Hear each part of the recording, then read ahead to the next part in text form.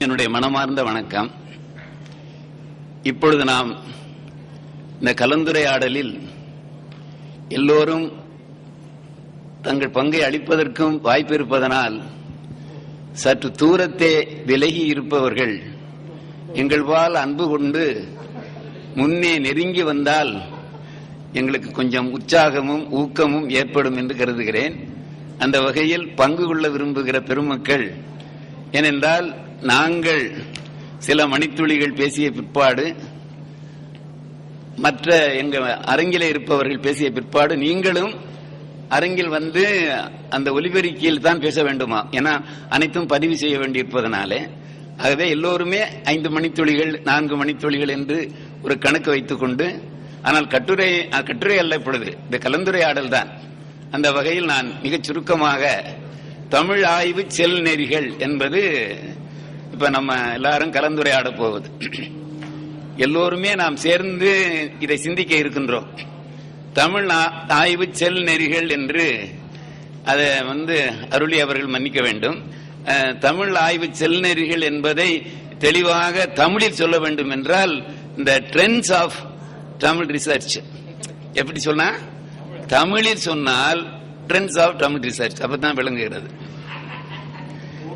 அதாவது தமிழ் ஆய்வினுடைய செல் நெறி, இப்பொழுது எவ்வாறு தமிழ் ஆய்வுகள் நிகழ்கின்றன, எதிர்காலத்தில் எவ்வாறு நிகழ வேண்டும், முன்பு நிகழ்ந்ததையும் நினைவு கூற வேண்டும். அந்த வகையில் 3 செய்திகளை மட்டும் நான் சொல்லிவிட்டு நான் என்னுடைய இங்கு இருக்கின்ற பெரும் பேராசிரியர்களை ஒருவராக அவர்கள் கருத்துக்களை சொல்லுமாறு நான் அவருடைய அன்போடு கேட்டுக்கொள்வேன். 3 கருத்துக்கள் என்னவென்றால், இப்பொழுது தமிழ் ஆய்வினுடைய நெறிகள் என்று செல் நெறிகள் என்று பார்க்கின்ற பொழுது ஆங்கிலத்தில் எழுதிய காலம் ஒன்று உண்டு. அது லட்சுமணசாமி முதலியார் காலத்தில் ஆங்கிலத்தில் தான் எழுத வேண்டும் என்று கட்டாயப்படுத்திய பொழுது மிகவும் கடினப்பட்டு உழைத்து அந்த ஆய்வேடுகளை உருவாக்குவதற்காக அரும்பாடுபட்டது உண்டு. யானைக்கச்சை மாந்தரஞ்சேரல் இரும்பொறை என்பதை ஆங்கிலத்தில் எழுதினால் நான் சொல்வது அதற்கே டாக்டர் பட்டம் கொடுக்கலாம். ஏனென்றால் அத்தனை டயாகிரிட்டிக்கல் மார்க் போட வேண்டும். ஆனால் பிறகு தமிழில் எழுத வேண்டும் என்று நாம் போராடி பெற்ற பிறகு இப்பொழுது உள்ள நிலைமை என்னவென்றால், எப்படி வேண்டுமானாலும் எழுதலாம். சாதாரண கட்டுரைகளை விடக்கூட மிகவும் தாழ்வாகவும் பலரும் பார்த்து நம்முடைய ஆய்வுகளை பற்றி நம்மை ஒரு தாழ்வு பார்வையோடு பார்க்கும்படியாகவும் பல ஆய்வேடுகள் 100கணக்கில் வருகின்றன. இந்த தமிழில் எழுதுவதுதானே என்று இருக்கின்ற இந்த நிறையை, தமிழ் ஆய்வை அந்த ஆய்வேடுகளுக்கு என்று ஒரு நல்ல நெறிப்பட்ட தமிழில், செந்தமிழில், ஆங்கிலத்தில் எவ்வாறு செறிவாக எழுத எழுத பாராட்டுகிறார்கள். ஒரு ஆங்கில நாளிதழில் தலையங்கம் சற்றும் விளங்க முடியாத அளவு செறிவாக எழுதினால் மிக பாராட்டுகிறார்கள். தமிழில் கொஞ்சம் செறிவாக எழுதினால் ஐயையோ கடினமாக இருக்கிறது என்று அதை குறை சொல்லுகிறார்கள். ஆனால் என்னுடைய கருத்து, இந்த ஆய்வேடுகள் எழுதுகிற முறை, தமிழில் எழுதுகிற முறை இன்று மிக மிக பிழைப்பட்டு இருக்கிறது. அந்த ஆய்வேடுகளை படிக்கிற பொழுது ஏற்படுகின்ற மன உளைச்சல் இந்த அளவு என்று இல்லை. அவர்களுக்கு இலக்கண நோக்கம் இல்லையோ அல்லது புலமையில் குறைவோ எனக்கு எது தெரியாது என்று ஒன்று.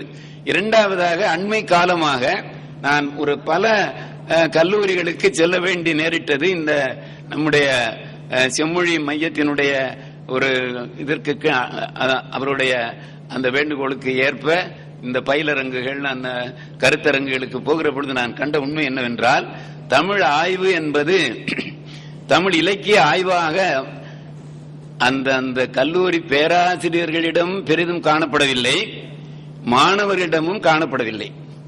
இலக்கியத்தை எடுத்துக்கொண்டு ஆராய வேண்டும் என்ற எண்ணம் 100க்கு 90 பங்கு குறைந்துவிட்டது. கோட்டைகளை ஆராய்கிறார்கள், நான் குறை சொல்லவில்லை.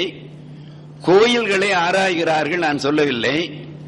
தகவல் நுட்பம் என்று பத்திரிகை, யாரும் கேள்விப்படாத பத்திரிகைகளை பற்றி ஆராய்கிறார்கள், நான் குறை சொல்லவில்லை.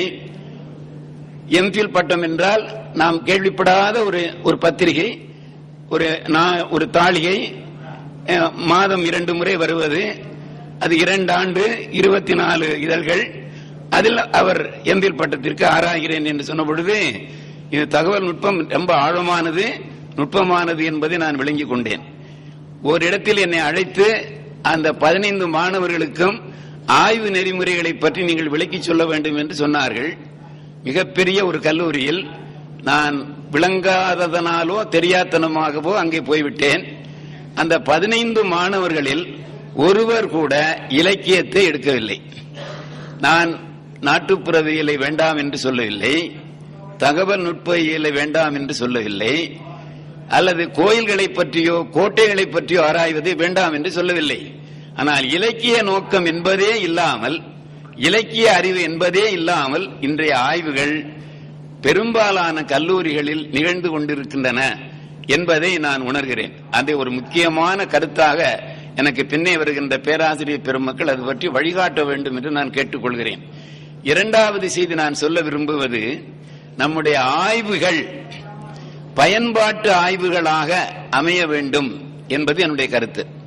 இப்பொழுது இருக்கின்ற சூழலில், செம்மொழி என்று அறிவிக்கப்பட்ட இந்த சூழலில் எம்பில் என இளம் ஆய்வாளர்களாக இருந்தாலும், PhD எனப்படுகின்ற டாக்டர் பட்டத்திற்கான முனைவர் பட்டத்திற்கான ஆய்வாளர்களாக இருந்தாலும், அவை அனைத்தும் செம்மொழி தொடங்கி செம்மொழியினுடைய செவ்வியல் மொழியினுடைய தொடர்ச்சியாக இன்றளவும் இருக்கின்ற பாரதி பாவேந்தர் வரைக்கும் இருக்கின்ற இவற்றையெல்லாம் நாம் ஆராயலாம்.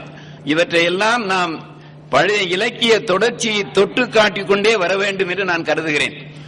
ஏனென்றால் ஆங்கிலத்தில் எவர் ஒரு கட்டுரை எழுதினாலும், மாடர்ன் லிட்ரேச்சர் என்று இக்கால இலக்கியத்தை எழுதினாலும், அவர் அரிஸ்டாட்டில் இருந்து தொடங்கி சிலவற்றை குறிப்பிட்டு இக்கால இலக்கியத்திற்கு வருகிற பொழுது, எனக்கு முன்னே சேவை சண்முகம் அவர்கள் சொன்னது போல ஒரு தொடர்ச்சி இருக்கிறது.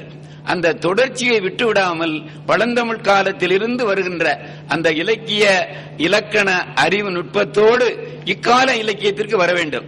இக்கால இலக்கியம் என்று பழைய காலத்தை பற்றியே ஒன்றும் தெரியாமல் 100 படைப்பாளிகளை வைத்துக் கொண்டு மதுரையில் ஒரு செம்மொழி அரங்கு 10 நாள் நடைபெற்றது. அந்த படைப்பாளிகள் அனைவரும் நாங்கள் சங்க இலக்கியத்தில் இருந்தும் தொல்காப்பியத்தில் இருந்தும் சிலப்பதிகாரத்தில் இருந்தும் எடுத்துச் சொன்ன கருத்துக்களை கேட்ட பொழுது அனைத்தையும் இன்றைய படைப்பாளிகளில் 70 விழுக்காடு எதுவுமே எங்களுக்கு தெரியாது, நாங்கள் இவற்றை பற்றி கவலைப்பட்டதில்லை, நாங்கள் எழுதுவது இக்கால ஆங்கிலத்தை பார்த்தோ மலையாள இலக்கியங்களை பார்த்தோ பிற மொழி இலக்கியங்களை பார்த்தோ அந்த கதைகள் பல உருவாகின்றன. அதில் ஒன்றும் தவறா அதில் என்று நான் சொல்ல வரவில்லை. ஆனால் ஒரு தொடர்ச்சி அவர்களுக்கு படைப்பாளிகளுக்கு இல்லை. அதனால் படைப்பாளிகளை நான் குறை சொல்லவில்லை. ஆனால் மேலை நாட்டார்களைப் போல நம்முடைய இலக்கியத்தில் வருகிற பொழுதும் கூட இலக்கிய அந்த பாரம்பரிய உணர்வோடு வந்தால் நல்லது என்று கருதுகிறேன். அது இரண்டாவது செய்தி. மூன்றாவது செய்தியை சொல்லி முடிக்கின்றேன். இன்றைக்கு உலகம் எங்கும் செவ்வியல் மொழி அல்லது செம்மொழி என்று நாம் அறிவித்ததனால் பல நாடுகளில் இருக்கின்ற தங்கள் தொழிலை மட்டுமே கருதுகின்றவர்களை தவிர, பணம் சேர்ப்பதையே ஒரு கருத்தாக கொள்கிறவர்களை தவிர, அண்மையில் நான் தமிழ்நாடு பவுண்டேஷன் என்பதனுடைய ஒரு அழைப்பின் பேரில் அமெரிக்க நாடு சென்று வந்தேன். அதை நான் எதற்கு சொல்லுகிறேன் என்றால், அங்கிருக்கின்ற ஆர்வமுடையவர்கள் 1200 பேர் வந்திருந்தார்.